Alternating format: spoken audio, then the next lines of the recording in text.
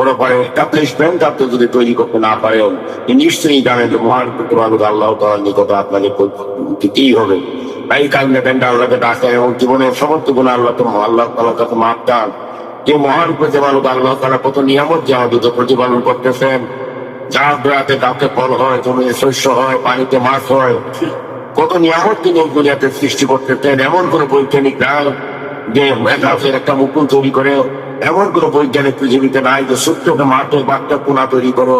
তাই সমস্ত আল্লাহ তোমার দান ভোগ করতেছেন, তিনি কিভাবে প্রতিপালন করতেছেন তাই চিন্তা করে দেখেন যে গাছগুলো তো কিভাবে তিন ফল পুষ্ট তৈরি করে থাকেন, কিভাবে ফলগুলো তিনি কাটাতে পাই দিবেন না আমাদের মুখে সম্মুখে বসতেছেন, আমার মুকুলগুলো কিভাবে হয়ে আসতেছে তাই চিন্তা করে দেন। বর্ষে দ্বারা কানের শব্দে দর্ণ ধরে হুশিয়ার অরুরকে দপ্তরে তোমার পথে কেন্দ্রিকা। প্রত্যেকটা মুখ্যপত্রে আল্লাহ তাআলা কৌহিদের সাক্ষ্য নদীতে তো, এবং প্রত্যেকটা বৃক্ষপত্র গভীর হাদিস নিয়ে বসে রয়েছে। যদি আপনি বুঝতে পারেন, যদি আপনার জ্ঞান থাকে তাহলে চেয়ে দেখেন। তাই এখন আল্লাহ তাআলা রহমতের দরজা খুলে দিয়ে এই সময় আল্লাহ তাআলা ডাকেন।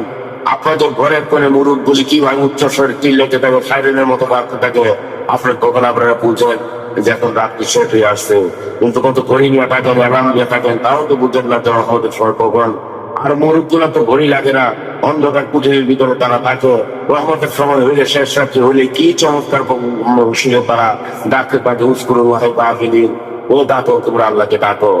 তাই আল্লাহ তাআলা হয়তো এই সাইডেনের মতো মুরুখ দলাকে শব্দ দিয়ে আপনাদের তাকেও দিবার জন্য চেষ্টা করতেছেন। আল্লাহ তাআলা কতই ভালোবাসেন, তাই আপনারা চিন্তা করে দেখেন।